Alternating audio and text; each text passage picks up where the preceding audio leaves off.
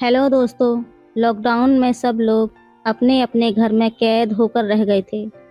जब रुहेल अकेला घर में रहा तो उसे अपनी नौकरानी ही भाग गई। कमला रानी पढ़ी लिखी और तहजीबदार थी। रुहेल तबीयत का रंगीन था, पर समाज में उसकी बहुत साफ छवि है। अचानक हुए लॉकडाउन में रुहेल के सामने दिक्कत आ गई। रात को ही प्रधानमंत्री जी ने घोषणा की तो रुहेल सोच में पड़ गया कि अब उसका घर कैसे चलेगा। वो तुरंत बाजार जाकर ढेर सारा सामान और न जाने क्या क्या ले आया। सुबह उठकर उसने योग किया और बाहर लॉन में बैठकर चाय पीने लगा। तभी गेट खोलकर कमला रानी आई। उसे देखकर रुहेल ऐसा खुश हुआ मानो उसकी घरवाली मायके से आ गई हो। अंदर आकर कमला रानी ने बताया कि उसका शराबी पति कल सुबह उससे लड़कर अपनी माँ के शहर चला गया था और अब लॉकडाउन की वजह से 2-4 दिन बाद ही आएगा। कमला रानी ने रुहेल को कहा कि अगर रुहेल को कोरोना के डर के कारण कोई आपत्ति ना हो तो कमला रानी रोज की तरह उसका काम कर सकती है। रुहेल सोचने लगा कि कोरोना का डर तो है, अब ये रोज अपने मोहल्ले में जाएगी। इन लोगों के पास कोई ज़्यादा बड़ा मकान तो होता नहीं है, पता नहीं वहाँ कौन कौन कहाँ कहाँ से आएगा। कहीं ये इन्फेक्शन ले आई तो। उसने अंदर आकर कमला रानी से कहा, तुम आज तो काम कर लो, पर कल से मत आना, क्योंकि आने जाने से इन्फेक्शन हो सकता है। कमला रानी ने कहा ठीक है और काम में लग गई। बेडशीट धोते समय कमला रानी को उस जगह कड़ापन महसूस हुआ। वो समझ गई, वो मन ही मन मुस्कुरा दी। अब कमला रानी भी खाना खाते समय सोच रही थी कि लॉकडाउन तक घर पर ही रूखा सूखा खाना पड़ेगा और मन भी नहीं लगेगा। रुहेल ने उसको महीने की पूरी तनख्वाह दे दी और कहा कोई दिक्कत हो तो बता देना। कमला रानी ने हिम्मत करके कहा, साहब मेरा मन भी घर पर नहीं लगेगा और मेरा कमरा बिल्कुल अलग है, वहाँ कोई आता जाता नहीं, मुझे कोई इन्फेक्शन नहीं होगा। अगर आप कहें तो मैं रोज़ आ जाया करूँगी। रुहेल ने उससे कहा, एक काम करो, अगर तुमको कोई दिक्कत ना हो तो अपने आदमी के आने तक यहीं बाहर वाले कमरे में रह लो। कमला रानी सोचने लगी कि कोई क्या कहेगा। फिर उसने सोचा कि लोग तो यही समझेंगे कि वो अपने पति के साथ गई है। उसने वहीं से अपनी सास को फ़ोन किया और उसकी राय ली। उसकी सास की तो रुहेल ने बहुत मदद की थी, तो उसने तुरंत हाँ कह दिया और कहा कि जब कमला रानी का पति यहाँ से जाएगा तो वो कमला रानी को रुहेल बाबू के कोठी से ले जाएगा। कमला रानी तुरंत घर जाकर अपना सामान ले आई और बाहर वाले सर्वेंट क्वार्टर में रख दिया। अब ये तो तय था कि अगले हफ्ता 10 दिन तो कमला रानी को यहीं रहना था। वो फटाफट नहाकर फिर अंदर कोठी में आ गई। रुहेल टीवी पर मूवी देख रहा था।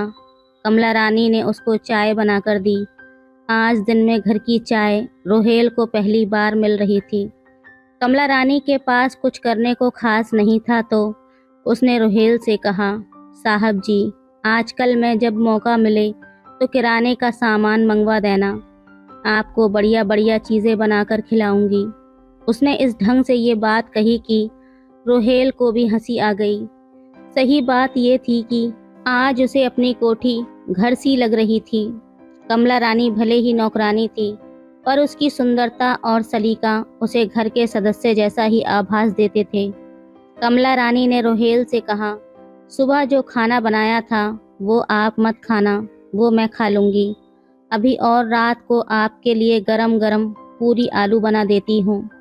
दोपहर को खाने के बाद रुहेल अपने कमरे में सोने चला गया और कमला रानी बोली, मैं अपने क्वार्टर में जाती हूँ, शाम को आ जाऊँगी। रुहेल जानता था कि क्वार्टर तो गंदा पड़ा हुआ है, तो उसने कहा, तुम ड्राइंग रूम में ही सो जाओ, कोई बात नहीं। अब रुहेल को तो दोपहर में सोने की आदत नहीं थी, तो वो 3 बजे से उठकर बाहर लॉन में आ गया तो वहाँ धूप थी। वो वापस अंदर बरामदे की ओर आया जहाँ कमला रानी सो रही थी।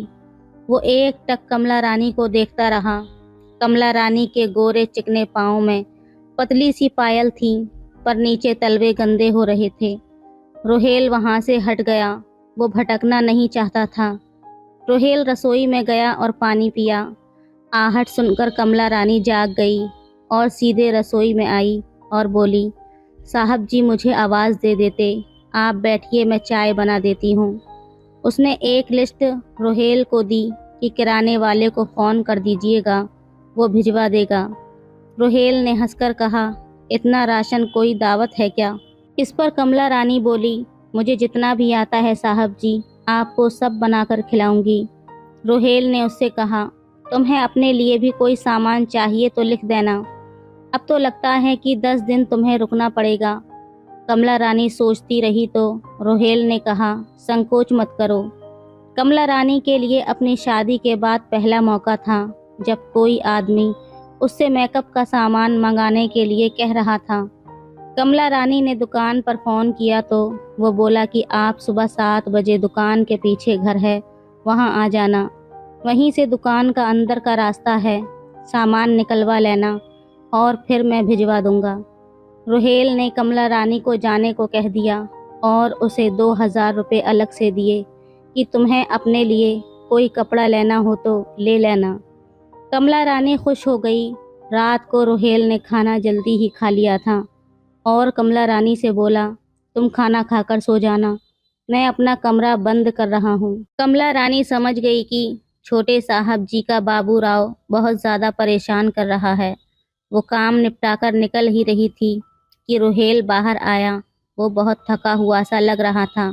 कमला रानी से उसने पानी मांगा। कमला रानी ने उसे पानी देते हुए पूछा, कॉफ़ी पिएंगे छोटे साहब जी? अब रोहेल तो खुश हो गया। रोहेल ने खुशी से हाँ कह दिया। कमला रानी ने उसे कॉफ़ी दी और कहा कि वो उसका बेड वगैरह ठीक कर देती है। रोहेल ने हाँ कह दिया, पर जैसे ही कमला रानी कमरे में घुसी, रोहेल बोला, नहीं रहने दो, कल कर लेना। पर तब तक कमला रानी नीचे पड़ा टॉवल उठाकर एक तरफ रख चुकी थी और बेड शीट ठीक कर रही थी। उसने बेड पर रखी दोनों मैगज़ीन को वहीं मेज़ पर रख दिया और बाहर आ गई। रोहेल समझा कि कमला रानी ने कुछ नहीं देखा। वो नीचे बैठ गई और इधर उधर की बातें रोहेल से करने लगी। कमला रानी ने पूछ लिया, क्या देख रहे हैं साहब जी? तो रोहेल सकपका कर बोला, तुम्हारे तलवे बहुत गंदे हो रहे हैं। अब तो तुम्हें नंगे पांव गली में नहीं घूमना, तो सुबह अच्छे से साफ कर लेना। कमला रानी को ध्यान आया कि वो नहाएगी कहाँ, क्योंकि बाहर क्वार्टर में तो जगह ही नहीं है जो वो बाल्टी वहाँ ले जाकर नहा सके। रोहेल समझ गया और बोला, कोई संकोच मत करो, मैं नहा लूँगा, फिर तुम इसी बाथरूम में नहा लेना। रोहेल ने कॉफ़ी का कप नीचे रखा और वहीं रखी मैगज़ीन पढ़ने लगा। रोहेल बाहर सोफे पर बैठा हुआ था। उसने कमला रानी से कहा कि वो सोने चली जाए। कमला रानी बोली, क्या मैं बाहर कमरे में ही नीचे लेट जाऊं, क्योंकि बाहर क्वार्टर में मुझे रात को डर लगेगा। रोहेल बोला कि हाँ, उसे कोई दिक्कत नहीं है। रोहेल ने उससे कह दिया कि वो बिना संकोच घर को इस्तेमाल कर सकती है। कमला रानी बाहर क्वार्टर से एक नाइटी सी ले आई। वो शर्मा कर बोली, साहब गरीब हैं, जैसा भी हैं आप मजाक मत बनाना। मुस्कुराकर रोहेल बोला, क्या तुमको लगता है मैं तुम्हारा मजाक बनाऊंगा? बस तुम साफ सुथरी रहा करो, रात को नहाकर कुछ भी पहनो, मुझे कोई फ़र्क नहीं पड़ता। और अब यहाँ कौन आएगा? उधर रोहेल की रात को आंख खुली, मोबाइल में टाइम देखा तो 3 बजे थे। वो दबे पांव बाहर आया। चारों ओर गुप्त अंधेरा था। वो अंदाजे से कमला रानी की ओर बढ़ा। उसके कमरे में हल्की सी रोशनी आ रही थी। कमला रानी मदमस्त पड़ी थी। रोहेल ने बड़ी आहिस्ता से मोबाइल की टॉर्च से कुछ देखने की कोशिश की, पर कुछ नज़र नहीं आया। फिर रोहेल ने पास पड़ी कंबल को उठाया और कमला रानी पर डाल दिया और अपने कमरे में जाकर सो गया। सुबह वो उठा तो उसे रसोई में खटपट सुनाई दी। मतलब कमला रानी जाग गई थी। फिर वो चुपचाप आंख बंद करके लेटा रहा। थोड़ी देर में कमला रानी कमरे के अंदर झांकने आई। उसको लगा रोहेल सो रहा है। कमला रानी ने नीचे पड़ा तौलिया उठाया और मुस्कुरा दी और वो बाहर चली गई। 2 मिनट बाद कमला रानी फिर से आई और एक टक देखती रही। उसने हाथ में झाड़ू ली हुई थी। वो झाड़ू लगाने के बहाने ही कमरे में आई थी। उसने रोहेल की चादर को हल्के से दूसरी ओर से खींचा तो कमला रानी की तो जान ही निकल गई। अब रोहेल के कुनमुनाते हुए आंख खुली तो कमला रानी कमरे से तेजी से बाहर आ गई। रोहेल ने उसको आवाज देते हुए कहा, जरा एक गिलास गुनगुना पानी दे आओ। उसने ऐसा दिखाया कि उसे कुछ पता ही नहीं। कमला रानी ने उसे पानी दिया और बोली कि जनरल स्टोर वाले के पास जा रही हूँ सामान लेने के लिए। कमला रानी दुकान पर गई। किराने का सामान तो पैक रखा था और दूसरी ओर उसकी लड़की बैठी थी जहाँ लेडीज सामान मिलता था। उसने अपने लिए भी कुछ ज़रूरी सामान ले लिया। रोहेल ने कहा, दिखाओ क्या लाई हो। तो बोली, साहब जी जब पहनूंगी तब दिखाऊंगी। कमला रानी ने उसके कल के कपड़े और टॉवल वगैरह भिगो दिए थे। रोहेल ने उससे कहा, कपड़े धोकर पहले तुम ही नहा लो, इतनी देर में मैं अखबार पढ़ लूँगा। कमला रानी ने आज जमकर अपने आप को खूब अच्छे से साफ किया। वो बाहर आई तो उसे ये महसूस हुआ कि शायद रोहेल चोरी छुपे उसे ही देख रहा था। रोहेल नहाने घुसा तो उसे गुलाब की खुशबू महसूस हुई। उसे कमला रानी की पसंद पर खुशी हुई। रोहेल ने झटपट शेविंग की और नहाकर बाहर आ गया। रोहेल ने कुछ देर आराम करने की सोची तो वो सिर्फ लुंगी पहनकर बेड पर लेटकर मूवी देखने लगा। तभी उसे बाहर कमला रानी की आहट महसूस हुई। उसने आवाज़ देकर कह दिया, चाय पिला दो और अपने लिए भी बनाकर यहीं पर आ जाना। कमला रानी जल्दी ही एक ट्रे में चाय और नाश्ता ले आई। कमला रानी जैसे ही कमरे में घुसी, रोहेल उसे देखता ही रह गया। आज कमला रानी किसी अप्सरा जैसी लग रही थी। रोहेल को घूरता हुआ देखकर कमला रानी बोली, साहब जी आज तो साफ सुथरी दिख रही हूं ना। तो रोहेल मुस्कुरा दिया। कमला रानी ने चाय नाश्ता मेज पर रखा और बोली, कुछ पहन लीजिए, सर्दी लग जाएगी। रोहेल खड़ा हुआ। उसने धीरे से कहा, तुम ऐसी ही रहा करो, सुंदर लगती हो। तब कमला रानी बोली, साहब जी हम तो गरीब आदमी हैं, हमें इतना सुख कहाँ। कमला रानी के आदमी के आने के बाद रोहेल ने उसके आदमी से कहा कि तुम कमला का ध्यान भी नहीं रख सकते। कमला का आदमी उसे इतना सुंदर देखकर बहुत ही खुश हुआ और रोहेल के पैर पकड़कर कमला रानी से बोला, देख साहब जी को कोई तकलीफ ना हो, अब तुझे ही इनका ख्याल रखना है। तो दोस्तों ये थी आज की कहानी। आपकी क्या राय है इस कहानी पर, हमें कमेंट में ज़रूर बताएं। वीडियो अच्छी लगे तो लाइक करें, शेयर करें, सब्सक्राइब करें। धन्यवाद। मेरा नाम जुनेद है और मैं आगरा का रहने वाला हूँ और इटावा में काम करता था। और हमारी रिश्तेदारी में एक खाला ग्वालियर में रहती हैं। खाला के 3 बच्चे थे, जिनमें से एक लड़का और 2 लड़कियां थीं। बड़ी लड़की की अभी 3 साल पहले शादी हो गई थी और वो अपने पति के पास रहने सऊदी अरब चली गई थी। दूसरी लड़की घर पर रहती थी, जिसका नाम रिजवाना था। खाला का लड़का मेरा ही हम उम्र था, जिसकी शादी भी हो गई थी, लेकिन ठीक ठाक कुछ कमाता नहीं था, तो आए दिन झगड़ा बना रहता था और उसकी बीवी मायके पड़ी रहती थी। घर के हालात कुछ ठीक नहीं थे, जिस वजह से रिजवाना की शादी भी नहीं हो पा रही थी, जबकि वो भी 30 से 32 साल की हो चुकी थी। वो आकर्षक चेहरा रखने वाली लड़की थी, जो करीब कई साल पहले तक अच्छी सेहत रखती थी। मैंने कभी अपनी खाला की लड़कियों पर गलत नज़र नहीं डाली थी, लेकिन अब वो लगभग ढांचा सी दुबली पतली हो गई थी। देखकर किसी बीमारी का शिकार लगती थी, मगर खाला ने बताया था कि उसकी सभी जांचें हो चुकी थीं और सभी ठीक ठाक ही रही थीं। उसे किसी तरह की कोई बीमारी नहीं थी। फिर क्या वजह थी उसके एकदम ढल जाने की।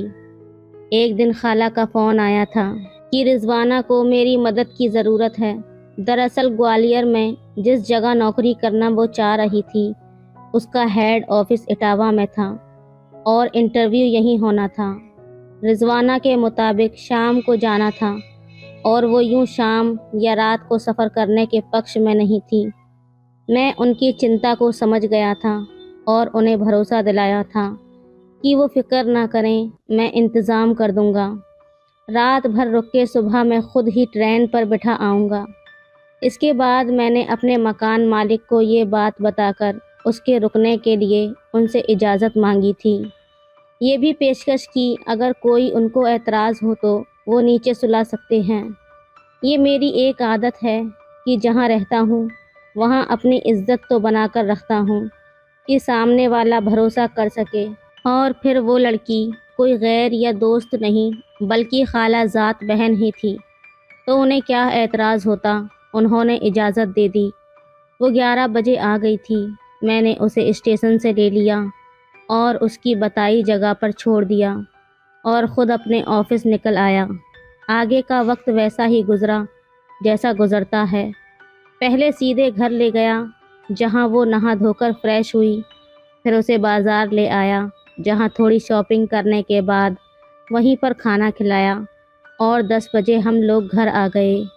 इसी बीच इधर उधर की बातें भी हो रही थीं, बावजूद इसके कि उसकी बहुत कम बोलने की आदत थी, या शायद हम दोनों की उम्र के फ़र्क की वजह से वो असहज हो रही थी। करीब 11 बजे सोने के लिए लेटने की नौबत आई थी। ऊपर मेरे कमरे में एक तख्त ही था जो मकान मालिक की मेहरबानी से लेटने के काम आता था।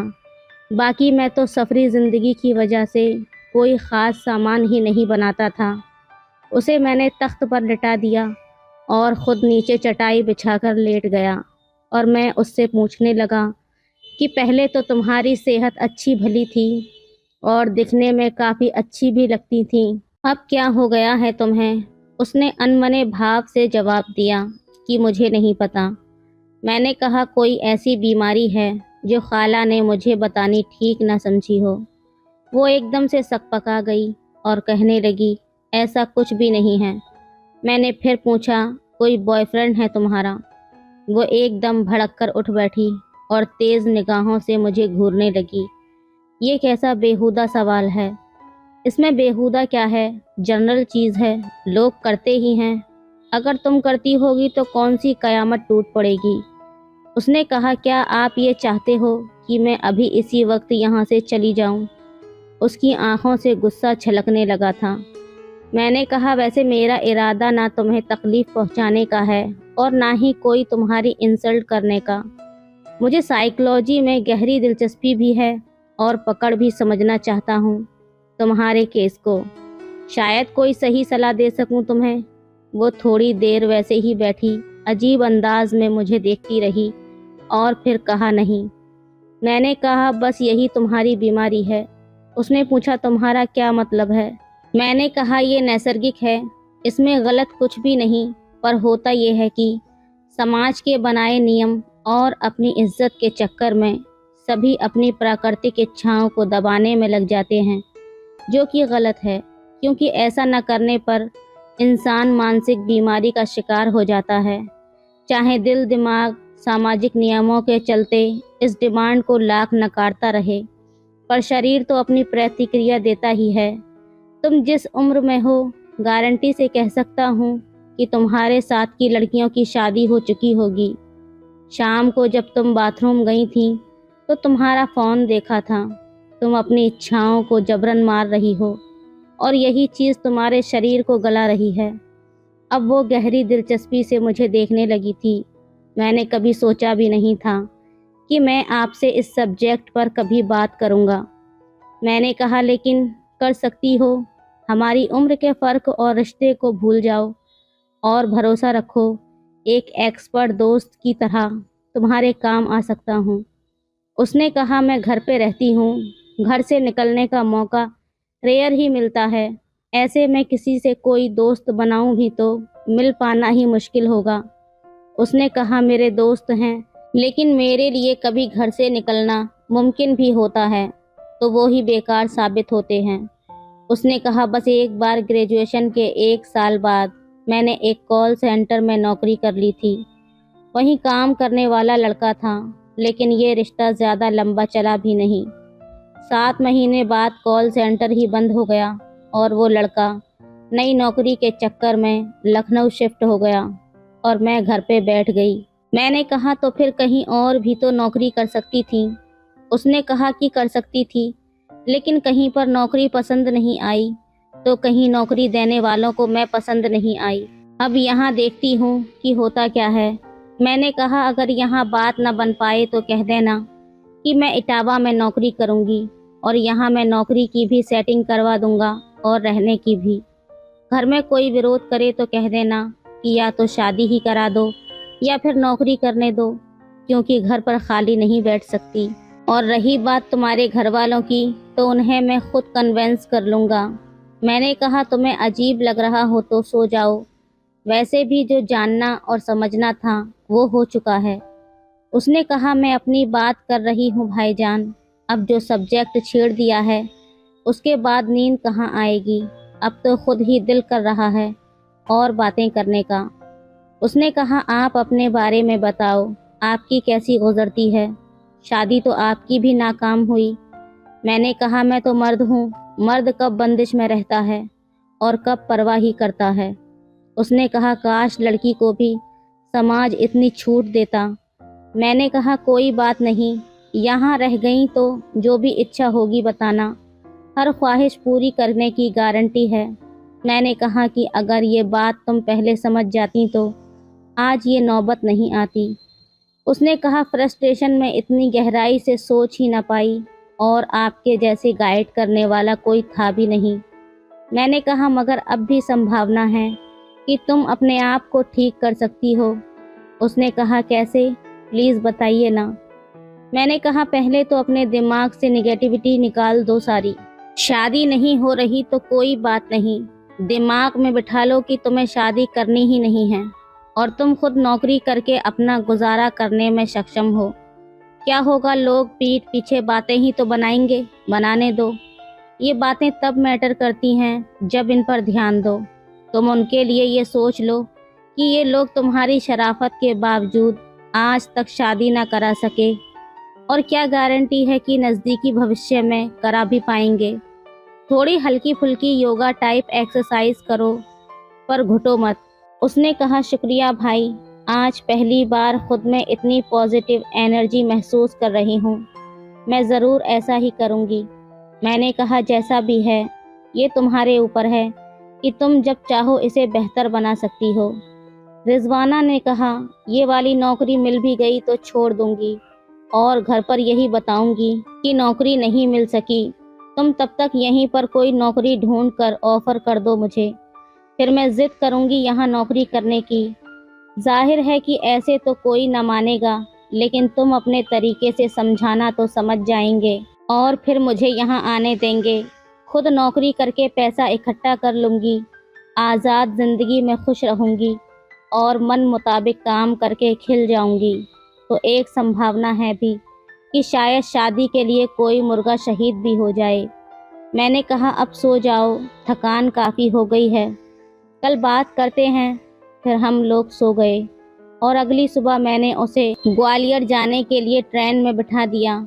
इसी बीच मैं उसके लिए नौकरी ढूंढता रहा था और वो भी खाला खालू को इस बात के लिए तैयार करती रही थी कि अगर इस बार ये नौकरी ना मिली तो वो लोग उसे इटावा ट्राई करने देंगे।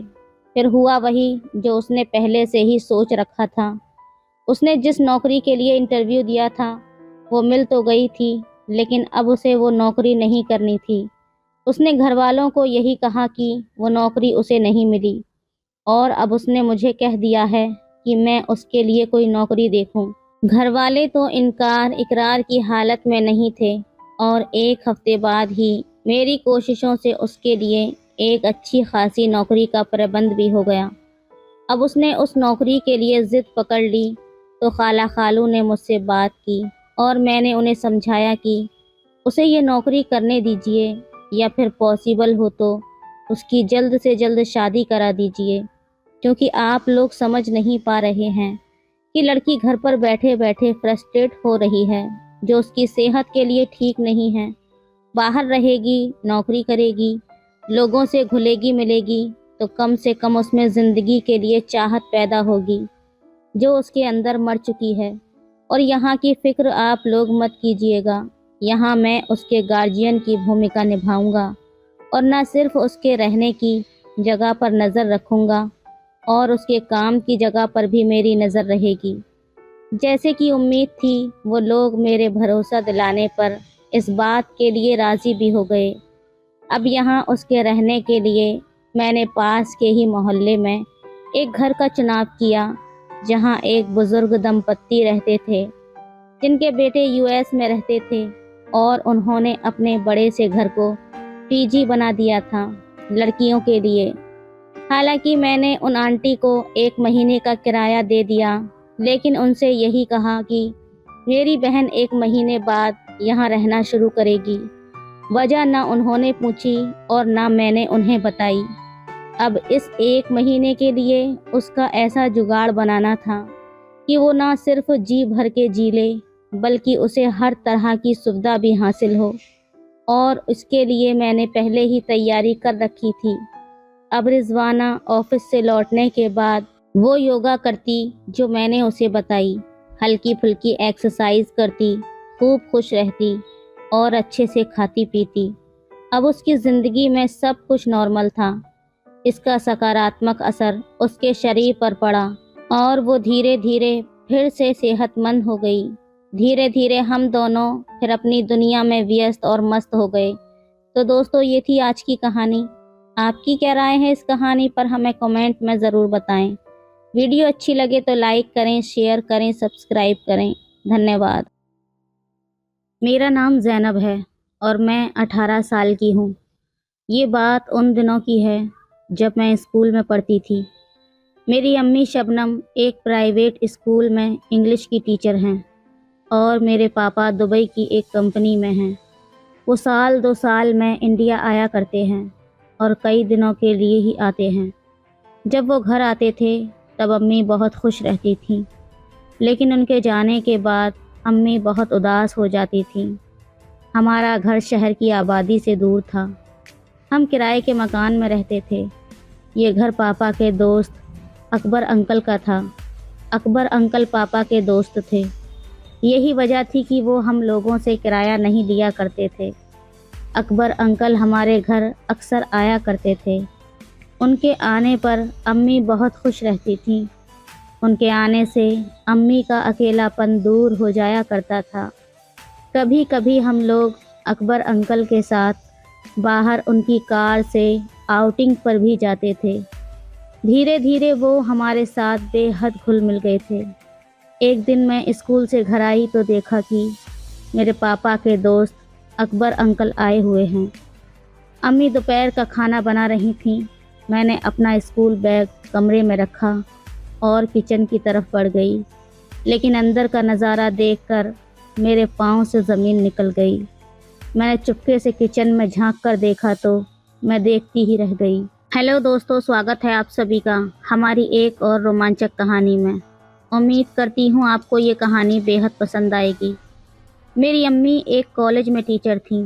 वो खुले विचारों वाली महिला थीं, लेकिन मुझे फिर भी अपनी अम्मी से ये उम्मीद नहीं थी। अभी स्कूल से आकर मैंने अपना ड्रेस भी नहीं बदला था।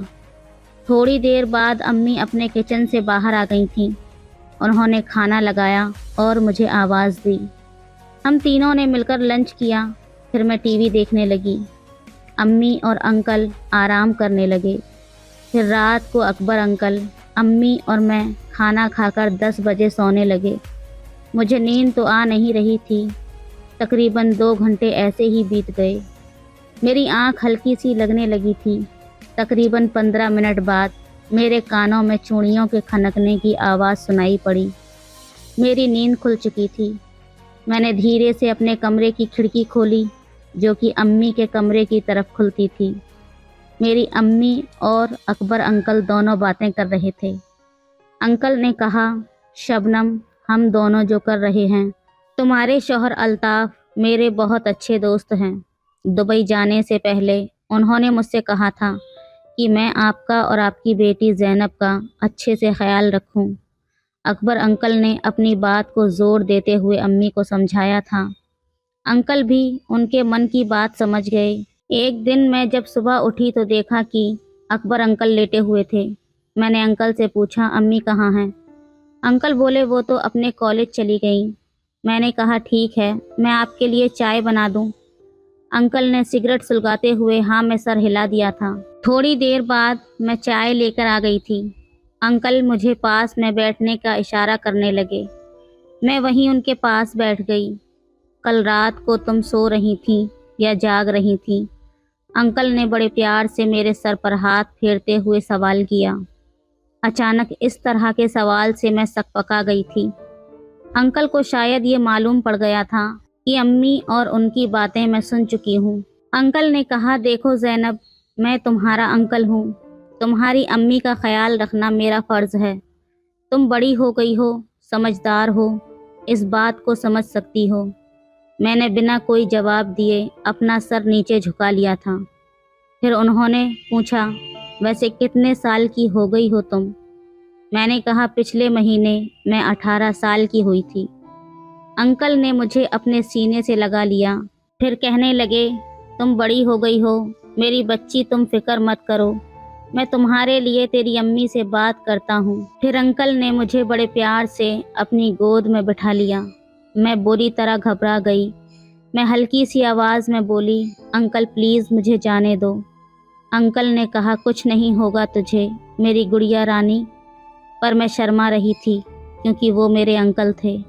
फिर एक दिन वो हुआ जिसकी मैंने कभी उम्मीद भी नहीं की थी। शाम के 9 बज रहे थे। अकबर अंकल की कार दरवाजे पर आकर रुकी थी। अंकल का रात को इस तरह आना कोई नई बात नहीं थी, लेकिन मैंने दरवाजे पर जाकर देखा कि आज अंकल के साथ एक और आदमी भी था। अकबर अंकल बोले, हाय शबनम, कैसी हो? इससे मिलो, ये मेरा दोस्त अकरम है। अम्मी ने धीरे से हाय करके अपना हाथ आगे बढ़ाया था। फिर अंकल कहने लगे, अकरम, ये मेरी प्यारी सी नन्ही सी भतीजी ज़ैनब है। मैं बिना जवाब दिए अपने कमरे में चली गई थी। मैं अपने कमरे में चली गई थी और खिड़की से उनकी बातें सुनने लगी थी। अकबर अंकल अम्मी को कमरे में लेकर गए थे और अकरम अंकल बरामदे में ही रुके हुए थे और बोले, शबनम, ये मेरा दोस्त अकरम है। आज रात ये हमारे साथ ही रुकेगा। अंकल अम्मी को समझा बुझा रहे थे, लेकिन अम्मी मानने को तैयार नहीं थी। अम्मी ने कहा, तुम्हारी बात अलग है, तुम मेरे शौहर के दोस्त हो, लेकिन एक गैर मर्द को घर पर नहीं रोक सकती।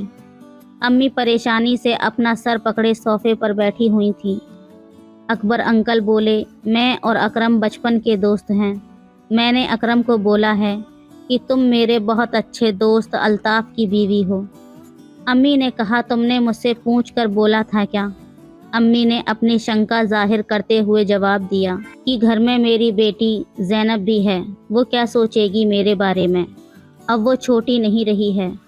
अकबर अंकल ने कहा, हाँ, मुझे बहुत अच्छी तरह से मालूम है कि वो बड़ी हो गई है, उसकी तुम फिक्र मत करो, मैं उसको संभाल लूँगा। फिर अम्मी धीरे धीरे राज़ी हो गई थीं। रात को अम्मी मेरे कमरे में आईं और मुझे ठीक से सुला दिया और लाइट बंद करके अपने कमरे में चली गईं। अकबर अंकल शायद शराब पी रहे थे। उसका ये रूप भी मेरे सामने आने लगा था। मुझे उनके कमरे से अब अकरम अंकल की भी आवाज़ सुनाई दे रही थी। मैं खिड़की से उनकी बातें सुनने की कोशिश कर रही थी। अचानक मेरा हाथ खिड़की से लगा, जिसको अम्मी ने सुन लिया था। मैं जान नहीं पाई कि क्या हुआ, लेकिन अगले दिन अम्मी का व्यवहार कुछ बदला बदला सा था। मुझसे रहा नहीं गया। मैंने अम्मी से पूछा, क्या बात है अम्मी, आज आप बहुत उदास हो? अम्मी ने कहा, नहीं, ऐसी तो कोई बात नहीं है। कुछ देर के बाद अम्मी ने मुझे अकेले में बुलाया और बोली, कल रात। इतना सुनते ही मेरे कान खड़े हो गए, मेरा चेहरा लाल हो गया। तब अम्मी ने कहा, देखो बेटी, तुम जानती हो कि तुम्हारे पापा बाहर रहते हैं। उनको दुबई गए हुए 3 साल से भी ज़्यादा हो गए हैं।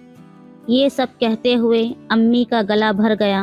उनकी आंखों से आंसू छलक पड़े और उन्होंने पूरी सच्चाई बताई कि तुम्हारे अब्बू को दुबई में किसी कारण पुलिस ने पकड़ लिया था।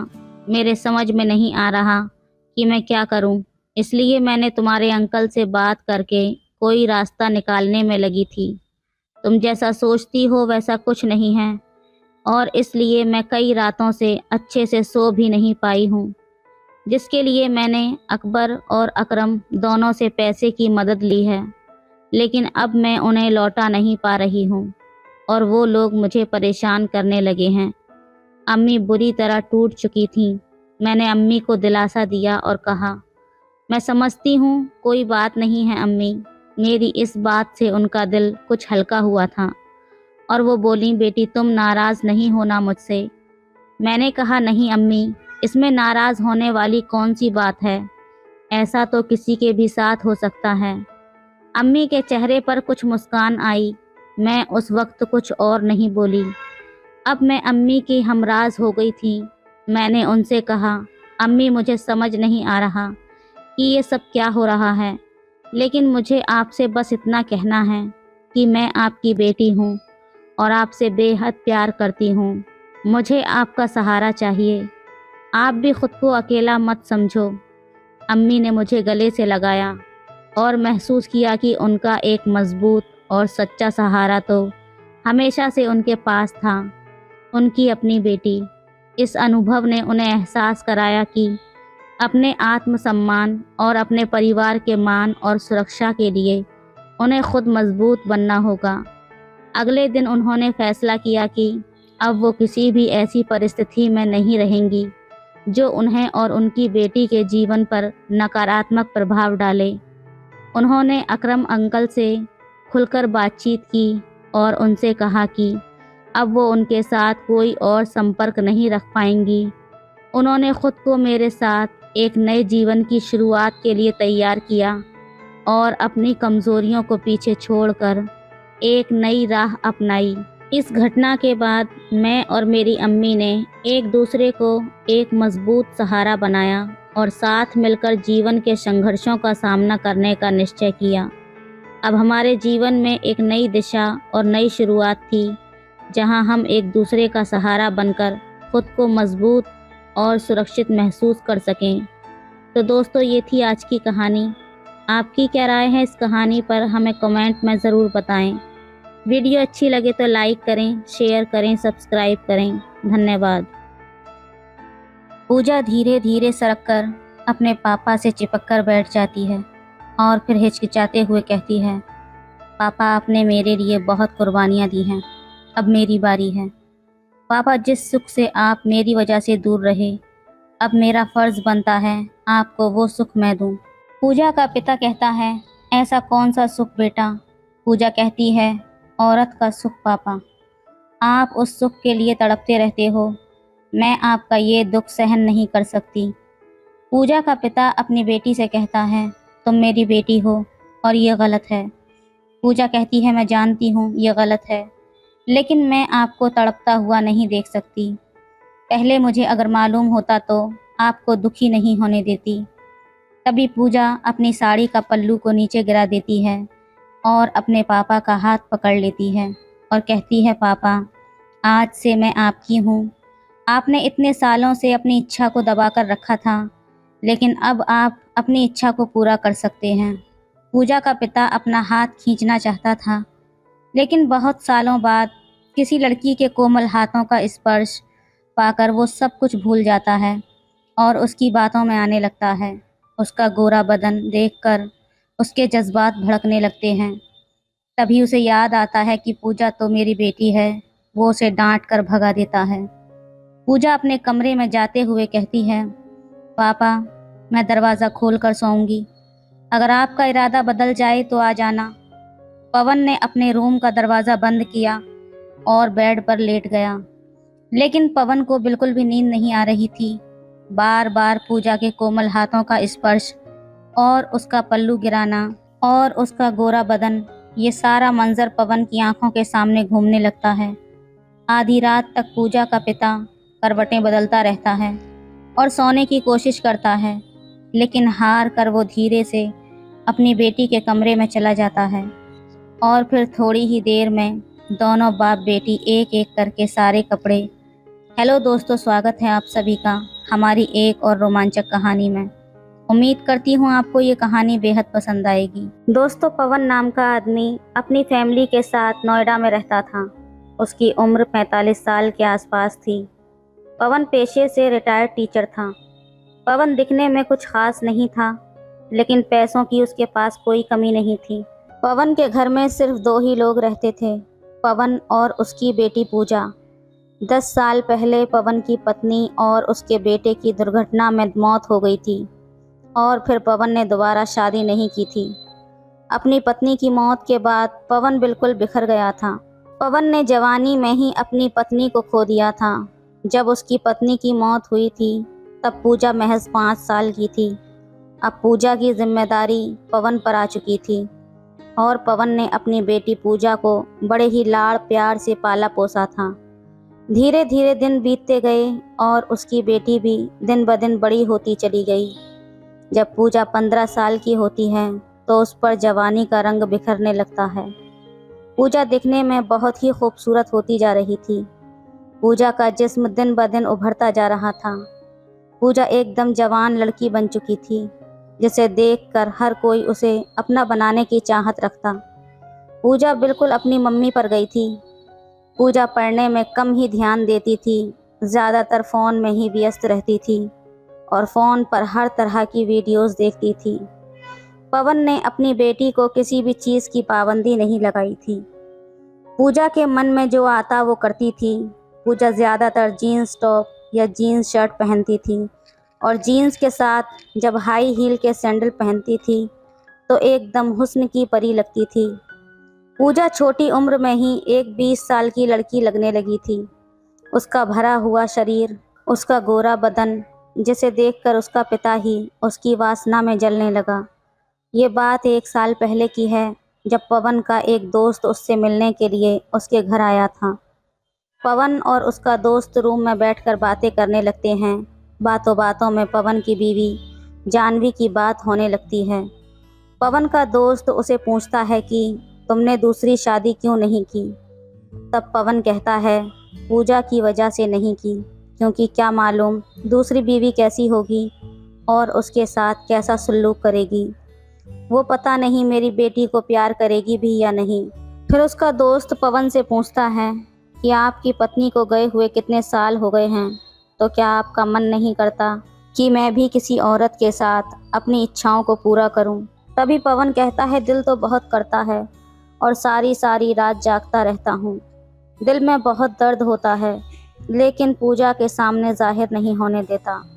अंदर से बहुत दुखी हूं, लेकिन पूजा के सामने खुश रहता हूं।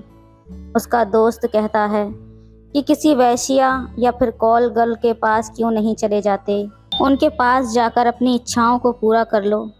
तभी पवन कहता है कि कॉल गर्ल के पास जाने से बेहतर मैं घर पर ही ठीक हूँ, क्योंकि उनके पास जाने से कोई बीमारी भी लग सकती है, या अगर किसी को मालूम हुआ तो पूजा को बहुत दुख होगा। लेकिन पवन को ये मालूम नहीं था कि पूजा ये सारी बातें छुपकर सुन रही है। पूजा अपने पिता की बातें सुनकर हैरान हो जाती है और मन ही मन में सोचती है कि मेरे पिता मम्मी के बिना कितने दुखी और परेशान हैं। पूजा अपने मन में सोच लेती है कि मैं अपने पिता की हर ख्वाहिश को पूरा करूंगी, चाहे मुझे कुछ भी करना पड़े। पूजा का पिता रात को खाना खाकर अपने रूम में चला जाता है और रूम में बैठकर किताब पढ़ रहा था। थोड़ी देर बाद उसकी बेटी पूजा अपने पिता के कमरे में दूध लेकर जाती है। पूजा ने उस रात अपनी मम्मी की लाल साड़ी पहनी हुई थी, जो उसके पिता को बहुत पसंद थी। पूजा की मम्मी अपनी शादी की पहली सालगिरह पर वो लाल साड़ी पहनकर अपने पति के सामने आई थी, जिसे देखकर उसका पति बहुत खुश हुआ था और उसने अपनी पत्नी को उस रात वो सारे सुख दिए थे जो हर एक औरत अपने पति से चाहती है। आज पूजा गलती से अपनी मम्मी की साड़ी पहनकर अपने पिता के सामने चली जाती है और उसके पल्ले से पूजा का पेट साफ साफ दिखाई दे रहा था। उसका ब्लाउज़ पीछे से खुला हुआ था और आगे से गला बहुत गहरा था। ब्लाउज़ के पीछे सिर्फ इलास्टिक की 2 बारीक पट्टियां थीं और आगे से पूजा का पूरा वजूद साफ साफ दिखाई दे रहा था। पूजा को उस साड़ी में देखकर एक बार तो पवन को लगा कि उसके सामने उसकी बीवी खड़ी है। उस दिन पवन अपनी बेटी के बदन को गौर से देखता है। वो बिल्कुल अपनी मम्मी पर गई थी। पूजा अपने पिता के सामने खड़ी थी, लेकिन अब पवन को वो अपनी बेटी नहीं बल्कि बीवी लग रही थी। पूजा अपने पिता के बेड पर बैठ जाती है और कहती है, क्या सोच रहे हो पापा? तभी पवन कहता है, कुछ नहीं, बस ऐसे ही कुछ याद आ गया था। पूजा कहती है, मुझे मालूम है पापा, आपको मम्मी की बहुत याद आ रही है। तभी पूजा का पिता कहता है कि बेटा, मैं तुम्हारी मम्मी के बिना बिल्कुल अकेला पड़ गया हूँ। और पवन चुप करके दूध पीने लगता है और अपनी पत्नी के बारे में सोचने लगता है। पूजा अपने पिता को थैंक यू कहती है। तभी उसके पिता कहते हैं, बेटा किस बात के लिए थैंक यू? तब पूजा कहती है, पापा आपने मेरे लिए बहुत कुर्बानियाँ दी हैं और आप इतना दर्द दिल में छुपाकर मेरे सामने खुश रहते हो। तभी पूजा का पिता कहता है कि बेटा ऐसा कोई दर्द नहीं है बेटा, मैं तो बहुत खुश हूँ। पूजा कहती है, मैंने आपकी और अंकल की सारी बातें सुन ली थी, मुझे सब पता है कि आप अंदर से कितने दुखी हो। फिर पूजा का पिता कुछ बोल नहीं पाया और पूजा सरक कर अपने पिता के पास आते हुए बोलती है, पापा जिस सुख से आप मेरी वजह से दूर रहे, अब मेरा फर्ज बनता है आपको वो सुख मैं दूं। पूजा का पिता कहता है, ऐसा कौन सा सुख बेटा? पूजा कहती है, औरत का सुख पापा, आप उस सुख के लिए बहुत तड़पते हो, मैं आपका दुख सहन नहीं कर सकती। पूजा का पिता अपनी बेटी से कहता है, तुम मेरी बेटी हो और ये सब गलत है। पूजा कहती है, मैं जानती हूँ ये सब गलत है, लेकिन मैं आपको तड़पता हुआ नहीं देख सकती। पहले मुझे मालूम नहीं था, अगर मालूम होता तो आपको ये दुख होने ही नहीं देती। तभी पूजा अपनी साड़ी का पल्लू को नीचे गिरा देती है और अपने पापा का हाथ पकड़ लेती है और कहती है, पापा आज से मैं आपकी हूँ। आज आप अपनी सारी इच्छाओं को पूरा कर सकते हैं जिसके लिए आप इतने सालों से तड़प रहे थे। पूजा का पिता अपना हाथ खींचना चाहता था, लेकिन बहुत सालों बाद किसी लड़की के कोमल हाथों का स्पर्श पाकर वो सब कुछ भूल जाता है और उसकी बातों में आने लगता है। तभी उसे होश आता है कि सामने मेरी बीवी नहीं बल्कि बेटी है। तो वो अपना हाथ खींच लेता है और उसको डांट कर वहाँ से जाने को कहता है। क्या कर रही हो पूजा, तुम पागल हो गई हो क्या? तुम्हें होश भी है क्या? ये तुम क्या कर रही हो? चलो जाओ यहाँ से या फिर तुम्हें थप्पड़ मारूं। जाते जाते पूजा कहती है, मेरे रूम का दरवाज़ा खुला है, अगर दिल करे तो आ जाना। पूजा के पापा ने अपने रूम का दरवाज़ा बंद कर लिया और बेड पर लेट गया। पवन को बिल्कुल भी नींद नहीं आ रही थी। बार बार पूजा के कोमल हाथों का स्पर्श और उसका पल्लू गिराना और उसका गोरा बदन उसे याद आ रहा था। आधी रात तक पूजा का पिता करवटें बदलकर सोने की कोशिश कर रहा था, लेकिन सब फिजूल रहा। अब पूजा के पिता के अंदर सारी इच्छाएं जागने लगती हैं। पूजा का पिता अपने रूम से उठकर पूजा के रूम में आ जाता है। पूजा वही साड़ी पहने लाइट जलाकर सो रही थी। साड़ी का पल्ला साइड पर गिरा हुआ था और वो बाईं तरफ करवट लेकर लेटी हुई थी। दूधिया लाइट में उसका वजूद शीशे की तरह चमक रहा था। उसके बदन का नज़ारा देखकर उसका पिता का मन उसकी जवानी का भरपूर आनंद लेना चाहता था और उसके पीछे से चिपक कर लेट जाता है। पूजा अपने पिता के हाथ का स्पर्श पाते ही बोलती है, मुझे मालूम था पापा कि आप ज़रूर आओगे। तभी उसका पिता कहता है, मुझसे रहा नहीं गया बेटा, बहुत सालों बाद किसी लड़की के बदन को हाथ लगाया है। पूजा ने कहा, आप जो चाहें कर सकते हो पापा। फिर कुछ ही देर में दोनों सारी मर्यादाओं को भुलाकर एक दूसरे में समा जाते हैं। उस रात पिता और बेटी दोनों मिलकर एक बाप बेटी के पाकीज़ा रिश्ते को दागदार बना देते हैं। तो दोस्तों, किसी भी लड़की को अपने पिता के साथ ऐसा नहीं करना चाहिए था और पिता को भी सोच समझकर फैसला करना चाहिए था। वैसे आप लोगों की क्या राय है, हमें कमेंट में ज़रूर बताएं। वीडियो अच्छी लगे तो लाइक करें, शेयर करें, सब्सक्राइब करें। धन्यवाद। मैं बाहर हॉल में सो रहा था और मुझे बहुत ज़्यादा ठंड लग रही थी। मेरी चाची मुझे देखकर कहने लगी कि बाहर बहुत ज़्यादा ठंड है, तो एक काम कर, यहाँ पर मत सो, पूजा के पास चला जा, उसके साथ जाकर लेट जा। क्योंकि हमारे घर में 2 ही कमरे थे और पूजा मेरी चाची की छोटी बहन थी। ये सुनकर मुझे बहुत ज़्यादा खुशी हुई। मैं आपको बता नहीं सकता कि मैं कितना ज़्यादा खुश था। मैं अपनी चाची की बात मानकर पूजा के पास जाकर लेट गया। पूजा लेटी हुई थी और साइड में मैं भी था। जैसे ही आधी रात हुई, मैंने पूजा की चादर पर हाथ फेरना शुरू कर दिया। पूजा भी जाग रही थी, लेकिन उसने मुझे कुछ नहीं कहा। धीरे धीरे मुझे पता लगने लगा कि पूजा भी कुछ चाहती है। बस फिर क्या था, मैंने एक ही बार में उसको। हेलो दोस्तों, स्वागत है आप सभी का हमारी एक और रोमांचक कहानी में। उम्मीद करती हूँ आपको ये कहानी बेहद पसंद आएगी। मैं अपनी चाची के पास रहता था। मेरी चाची की छोटी बहन बहुत ज़्यादा सुंदर थी, लेकिन मुझे उन्हें सुंदर कहने में बहुत ज़्यादा शर्म आती थी, क्योंकि मुझे डर लग रहा था कि अगर मैंने ऐसा कहा तो कहीं चाची को न बता दे। आज तक मैंने चाची की बहन से इस तरह की बातें नहीं की थी। हम जॉइंट फैमिली में थे।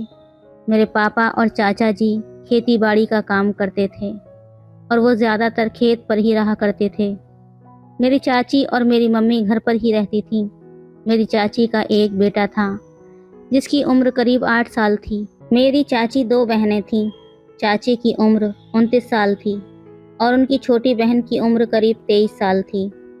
चाची की बहन को तो मैंने चाचा की शादी वाले दिन ही देखकर अपना दिल हार बैठा था। शाम के समय हम खाना खा रहे थे। उसी वक्त चाची ने मुझे बताया कि मंजीत का जन्मदिन है। मंजीत मेरी चाची का बेटा था और उसकी मौसी को यहाँ आना है। इसलिए मेरी चाची कह रही थी कि मैं पूजा को अपने साथ घर पर लेकर आ जाऊं। बस फिर क्या था, मैंने ये सुनते ही शादी जैसी चाहत मेरे दिल में चढ़ गई। मैंने वैसे ही चाची से पूछ लिया कि चाची, आपके घर वालों में से कोई आ रहा है क्या? चाची ने कहा नहीं, उनको नहीं आना, क्योंकि पापा की तबीयत ठीक नहीं है। इसी वजह से मम्मी उन्हें छोड़कर नहीं आ सकती। लेकिन छोटी बहन ने कहा है कि मेरे इकलौते भांजे का जन्मदिन है तो मैं ज़रूर आऊँगी। जब वो बस स्टैंड पर आ जाएगी तो तुम उसे ले आना। मैंने उसे तुम्हारा नंबर दे दिया है। बस स्टैंड पर आकर वो तुम्हें फ़ोन कर देगी। मैं आपको बता नहीं सकता उस समय मुझे कितनी ज़्यादा खुशी हो रही थी। मैंने जल्दी से खाना खाया और अपने कमरे में चला गया। अपनी सुंदर सी शर्ट और पैंट निकाल कर प्रेस करने लगा, क्योंकि आज मैं चाची की बहन को अपनी तरफ आकर्षित करना चाहता था। मैं उन्हें काफ़ी टाइम से पसंद करता था, लेकिन मुझे नहीं पता था कि वो मुझे पसंद करती है भी या नहीं। और ना ही मैंने कभी उनसे इस बारे में पूछा था, क्योंकि मेरे अंदर इतनी हिम्मत ही नहीं थी। मैं बहुत ज़्यादा बेसब्री से उनके फ़ोन आने का इंतज़ार कर रहा था। मैं सोच सोच कर परेशान हो रहा था कि वो जल्दी से मुझे फ़ोन करे और मैं दौड़ता हुआ उनके पास चला जाऊं और उन्हें अपने गले से लगा लूं। लेकिन गले लगाना तो मैं सपने में ही सोच सकता था। असल में मैं तो कुछ भी नहीं कर सकता था। पर मैंने जल्दी जल्दी अपने कपड़ों पर प्रेस की और बाथरूम में नहाने के लिए चला गया। वैसे तो मैं अपना फ़ोन नहाते वक्त बाथरूम से बाहर ही रखता था, लेकिन आज मुझे पूजा के आने की इतनी ज़्यादा शिद्दत थी कि मैंने बाथरूम में ही फ़ोन ले लिया। मुझे ये था कि अगर उन्होंने मुझे फ़ोन किया और मेरा फ़ोन मेरे पास ना हुआ तो कहीं वो गुस्सा ना हो जाएं और फ़ोन करके चाची को ना बता दें। बस इसी वजह से मैं फ़ोन बाथरूम में ही अंदर ले गया। मैं जल्दी से नहाकर अपने कपड़े पहनकर बाहर आ गया। आज मैंने एक महंगा परफ्यूम लगाया था, जिसे मैंने एक बार भी यूज़ नहीं किया था। मेरे बर्थडे पर वो परफ्यूम मुझे मेरे एक जिगरी दोस्त ने गिफ्ट में दिया था, जिसे आज स्पेशली मैंने चाची की बहन की आने की खुशी में लगाया था। परफ्यूम से ज़्यादा तो चाची की बहन मेरे लिए स्पेशल थी, जिसे मैं काफ़ी समय से मिस कर रहा था, लेकिन कभी भी उनके साथ बात नहीं हुई थी। और आज मुझे उनके साथ कई सारी बातें करने का मौका मिल रहा था। मैं पूरी तरह तैयार हो चुका था कि तभी मुझे एक नए नंबर से कॉल आई। मुझे पता था कि ये किसका नंबर है, क्योंकि चाची की बहन के अलावा मुझे इस वक्त कौन फ़ोन कर सकता था। इसलिए मैंने जल्दी से फ़ोन उठाया। जैसे ही मैंने हेलो कहा, आगे से बड़ी मीठी सी आवाज़ सुनकर मैं दंग रह गया। वो सच में चाची की ही बहन थी। उन्होंने कहा, क्या आप राहुल बोल रहे हैं? मैंने कहा, हाँ जी। वो बोली, मैं पूजा हूँ और मैं बस स्टैंड पर आ गई हूँ, मुझे आकर ले जाओ। इतना सुनते ही मुझे पता नहीं क्या होने लगा। मैंने कहा, आप इंतज़ार करें, मैं बस अभी आया, बस थोड़ा सा ही टाइम लगेगा। उन्होंने कहा, ठीक है। ये कहते हुए उन्होंने फ़ोन काट दिया। परफ्यूम तो मैंने पहले ही लगाया हुआ था, पर मैं फिर से परफ्यूम छिड़क कर निकल पड़ा। मैंने जल्दी से चाबी उठाई और खुशी खुशी चाची की बहन को लेने चला गया। मुझे काफ़ी ज़्यादा एक्साइटमेंट हो रही थी उन्हें देखने की, क्योंकि आज मैंने उन्हें काफ़ी समय बाद देखना था। चाची की शादी के बाद मैं हॉस्टल की पढ़ाई के लिए दूसरे शहर चला गया था और वहाँ से मैं काफ़ी सालों बाद घर आया था। इसी वजह से मेरी उनसे मुलाकात ना हो सकी थी और ना ही हमने एक दूसरे का नंबर लिया था जिससे हम फ़ोन पर बात करते। इसी वजह से मुझे बहुत ज़्यादा खुशी हो रही थी। मेरी खुशी का कोई ठिकाना नहीं था। 15 मिनट का रास्ता था। मैं जल्दी से तेज़ बाइक चलाकर उन्हें बस स्टैंड से लेने के लिए पहुंच गया। जैसे ही मैं बस स्टैंड पर पहुंचा तो चाची की बहन को देखकर तो मेरे होश उड़ गए, क्योंकि वो इतनी ज़्यादा सुंदर लग रही थी कि मैं बता नहीं सकता। उन्होंने हेयर कटिंग करवाई हुई थी। हेयर कटिंग करवाने के बाद वो कुछ ज़्यादा ही खूबसूरत लग रही थी। उन्होंने ब्लैक कलर का ड्रेस पहन रखा था जिसमें वो पूरी तरह से आग लग रही थी। उस दिन तो उन्होंने मेरे होश उड़ाकर रख दिए थे। मैं जल्दी से उनके पास गया और मैं उन्हें देखता ही रह गया। वो दूध से भी ज़्यादा सफ़ेद थी। वो जितनी सुंदर थी मैंने अभी तक कोई लड़की नहीं देखी थी। मैंने उसके पास जाकर उसका बैग पकड़ लिया और उसे बाइक पर बैठने के लिए कहा। मैंने उसका सामान अपने आगे रख लिया और ख़ुद थोड़ा पीछे होकर बैठ गया। वो भी पीछे की ओर बैठ गई।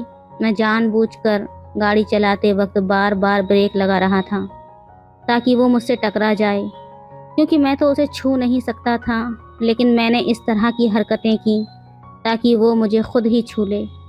मैं बाइक के शीशे में उसे देखता रहा। शायद उसने भी इस बात को महसूस कर लिया था। जब मैं उसे लेकर आ रहा था तो मैं बाइक इतने धीरे चलाने लगा था कि अगर कोई भी चलता हुआ भी मेरे साथ चला जाता तो वो मुझसे पहले पहुंच जाता। शायद उसने भी इस बात को महसूस कर लिया था। मैं चाहता था कि ज़्यादा से ज़्यादा उसके साथ वक्त बिता सकूं। आखिरकार उसने मुझसे कह दिया, इससे अच्छा तो मैं पैदल चलकर चली जाती हूँ। मैंने मजाक में कह दिया, मैं पहली बार ड्राइविंग कर रहा हूँ, इसलिए अभी थोड़ा डर लग रहा है। वो बोली, आपसे ज़्यादा तो तेज़ मैं चला लेती हूँ। मैंने कहा, फिर मुझे भी सिखा दो ना। मेरी ये बात सुनकर वो हंसने लगी और बोली, अगर तुम्हें मेरी तरह तेज़ ड्राइविंग सीखनी है तो तुम लोगों के एक्सीडेंट ही करोगे। उसकी ये बात सुनकर मेरा तो हंसना बंद ही नहीं हो रहा था। वो भी हंस रही थी और हंसते हुए वो कुछ ज़्यादा ही खूबसूरत लग रही थी। मैंने कहा, वैसे तुम्हारी स्माइल बहुत प्यारी है। मेरी बातें सुनकर वो शर्माने लगी। इसी तरह की बातें करते करते हम घर पहुंच गए। चाची अपनी बहन को देखकर बहुत ज़्यादा खुश हो गई। खुशी के साथ वो एक दूसरे के गले मिलने लगी। मेरी चाची का बेटा भी अपनी मौसी को देखकर बहुत ज़्यादा खुश हो रहा था। अगले दिन चाची के बेटे का जन्मदिन था। घर में तैयारियों का माहौल था, क्योंकि हमने अपने घर में एक छोटी सी पार्टी रखी थी। हमने रिश्तेदारों को नहीं बुलाया था, लेकिन गांव के सभी दोस्तों को बुलाया था। रात के समय पार्टी शुरू हो गई। जन्मदिन मनाने के लिए मैंने मंजीत को कपड़े लाकर दे दिए थे। मैं चाहता था कि चाची की बहन सबसे पहले तैयार हो जाए ताकि मैं उसके साथ मैचिंग कपड़े पहन सकूं। शायद ऐसी फीलिंग्स लड़कियां रखती होंगी, लेकिन मैं ऐसी फीलिंग कर रहा था। वो अनोखी थी। मैंने देखा कि रात की पार्टी में उसने येलो कलर का सूट पहना हुआ था। उसमें वो बहुत ज़्यादा हसीन लग रही थी। जब मुझे पता चला कि उसने येलो रंग का सूट पहना है तो मैंने भी उसी समय येलो कलर की शर्ट खरीद ली। मैं सभी के सामने अपनी ये कोशिश कर रहा था कि मैं नहीं जानता था कि चाची की बहन ने भी वही रंग पहना है। मैंने तो पहले ही इसे सिलेक्ट कर लिया था। बहरहाल सभी ने इस बात को ज़्यादा सीरियस नहीं लिया, क्योंकि सभी पार्टी में बिजी थे। लेकिन इस बात को चाची की बहन ने कुछ ज़्यादा ही सीरियस ले लिया। पार्टी का अरेंजमेंट बहुत अच्छा किया गया था। रात के 12 बजे पार्टी ख़त्म हो गई और खाना खाने के बाद सभी अपने अपने घर चले गए। रात के समय चाची का बेटा मेरे साथ ही सोता था, क्योंकि वो शुरू से ही मेरे साथ रहता था और अब तो मेरे साथ सोने की आदत भी हो गई थी। मैं अपने कमरे में अकेला सोता था, इसलिए मैंने उसे अपने साथ सोने के लिए ले लिया। मैं भी उससे बहुत प्यार करता था, लेकिन आज वो जिद कर रहा था कि मैं अपनी मौसी के साथ सोऊंगा। मैंने कहा, चाची कोई बात नहीं, उसे अपनी मौसी के साथ ही सोने दो, मैं बाहर हॉल में लेट जाऊंगा। इसके बाद मंजीत अपनी मौसी के साथ मेरे कमरे में मेरे बिस्तर पर लेट गया और मैं बाहर हॉल में अपना मुंह ढककर लेट गया। लेकिन बाहर बहुत ज़्यादा ठंड थी। फिर भी मैंने सोचा कि मैं उन्हें डिस्टर्ब नहीं करूँगा, वो आराम से सो जाएं। वैसे भी थोड़े टाइम बाद दिन निकल ही जाएगा। मैं अभी फ़ोन बंद करके सोने की तैयारी कर ही रहा था कि तभी चाची मेरे पास आ गई और बोली, बाहर तो बहुत ज़्यादा ठंड है, मैं तुम्हें इस तरह बाहर नहीं सोने दूंगी। तुम एक काम करो, तुम भी अंदर जाकर सो जाओ। ये सुनते ही मेरे चेहरे पर खुशी आ गई, लेकिन मैंने चाची के सामने अपनी खुशी जाहिर नहीं होने दी। मैंने कहा, नहीं चाची, इस तरह अच्छा नहीं लगता। चाची बोली, कोई बात नहीं, क्या हो गया है तुम्हें? तुम चलो अंदर, मैं तुम्हें कह रही हूँ ना। उसी समय चाची ने मेरा हाथ पकड़ लिया और मुझे अंदर ले गई। मैंने देखा चाची का बेटा मंजीत अपनी मौसी के साथ सो रहा था। उसी समय चाची ने अपनी बहन को जगाया और कहा, पूजा, मंजीत को थोड़ा साइड कर लो। राहुल बाहर ठंड में सो रहा था, इसलिए मैं इसे अंदर ले आई हूँ। मेरी चाची की बहन अपनी आंखों को मसलते हुए अपने भांजे की ओर देखने लगी और उसे थोड़ा सा अपनी तरफ खींच लिया। मैं भी अपना बिस्तर लेकर एक कोने में लेट गया। हम एक बिस्तर पर ही लेटे थे, लेकिन हमारे बीच कोई ज़्यादा दूरी नहीं थी, क्योंकि मंजीत बिस्तर के किनारे पर लेटा था और हमारे बीच में पूजा लेटी थी और सबसे आखिर में मैं लेटा हुआ था। मैंने लाइट ऑफ की और फिर से बिस्तर पर आकर सो गया।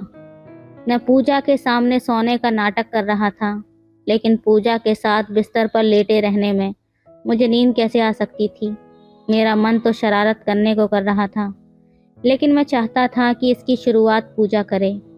शायद थोड़ी देर बाद मुझे ऐसा महसूस हुआ जैसे किसी ने मेरे पैरों की उंगलियों को छू लिया हो। मुझे ये जानने में देर नहीं लगी कि ये पैर किसका है, क्योंकि मंजी तो साइड में लेटा हुआ था और बीच में पूजा थी। जैसे ही पूजा ने मेरे साथ ऐसी हरकत की, मेरे पूरे शरीर में हलचल सी पैदा हो गई। वैसे भी मैं जाग रहा था और इस हलचल को मैंने जल्दी ही महसूस कर लिया था। मैंने देखा कि कोई बार बार मेरे पैरों की उंगलियों को छू रहा है। मुझे ये बहुत अच्छा लग रहा था। उस समय मेरे पूरे शरीर में आग लगी हुई थी। मैंने जानबूझकर सोने का नाटक करना शुरू कर दिया। फिर मैंने अपने जज्बातों पर काबू न रखते हुए जल्दी से अपना हाथ पूजा के चादर पर रख दिया। मैंने अपने हाथ को इस तरीके से रखा कि उसे ये महसूस हो कि मैं नींद में ये सब कर रहा हूँ। जिस तरह वो बार बार मेरे पैरों को छू रही थी, उससे मुझे ये अंदाज़ा हो गया था कि वो अभी तक सोई नहीं है, बल्कि जाग रही है। मैंने धीरे धीरे ये महसूस करने की कोशिश की कि उसका हाथ कहाँ पर है, और जल्दी ही मुझे उसका हाथ मिल गया। मैंने अपने हाथ को उसके हाथ पर चलाना शुरू कर दिया, क्योंकि मैं पहली हरकत उससे करवाना चाहता था। बहरहाल जिस तरह की सोच मैं रख रहा था, वैसा ही मेरे साथ हो रहा था। मुझे हैरानी तब हुई जब उसने पलटकर मुझे गले लगा लिया। जैसे ही उसने मुझे गले लगाया, मेरे पूरे शरीर में करंट सा दौड़ गया। मैं बता नहीं सकता कि उस समय मैंने अपने जज्बातों पर काबू कैसे पाया, लेकिन आखिरकार मैं भी एक मर्द था, इसलिए मुझे अपने आप को कंट्रोल में रखना था। शायद अब वो भी अपने जज्बात पर काबू नहीं रख पाई और वो हरकत कर बैठी जिससे मैं भी अपने होश खो बैठा। फिर पूजा ने मुझे वो सुकून दिया जिसका मैं बड़ी बेसब्री से इंतज़ार कर रहा था। मुझे बहुत खुशी महसूस हो रही थी और पूजा भी बहुत खुश थी। हम सारी रात एक जगह सोते रहे। अगले दिन उसे अपने घर जाना था। मेरा दिल नहीं कर रहा था कि मैं उसे भेजूं, इसलिए मैंने ज़िद करके उसे एक हफ्ते के लिए रोक लिया। एक हफ्ते मैंने उसके साथ मिलकर बहुत मस्ती की और एक हफ्ते बाद वो अपने घर चली गई। मैं उसे एक हफ्ते को अपनी ज़िंदगी में कभी नहीं भुला सकता, क्योंकि उसे एक हफ्ते ने मुझे इतनी खुशी दी थी जो मैं कभी भुला ही नहीं पाऊँगा। जिस दिन मुझे नौकरी मिली, उस दिन मैं बहुत ज़्यादा खुश हुआ था, क्योंकि मैं अपनी चाची की बहन के साथ शादी की बात करने के बारे में सोच रहा था। एक दिन मैंने अपनी चाची को बता दिया कि चाची जी, मैं आपकी बहन से बहुत ज़्यादा प्यार करता हूँ और उससे शादी करना चाहता हूँ। मेरी चाची को इस बात पर कोई एतराज़ नहीं था, क्योंकि मेरी अच्छी खासी नौकरी लग चुकी थी और मेरी सैलरी भी बहुत अच्छी थी। चाची ने अपने घर के सभी लोगों से बात की और उन्होंने भी कोई एतराज़ नहीं किया। इसी तरह हमारी 1 महीने के अंदर ही शादी फिक्स हो गई और आज हम दोनों अपनी ज़िंदगी में बेहद खुश हैं। तो दोस्तों, ये थी आज की कहानी। आपकी क्या राय है इस कहानी पर, हमें कमेंट में ज़रूर बताएं। वीडियो अच्छी लगे तो लाइक करें, शेयर करें, सब्सक्राइब करें। धन्यवाद।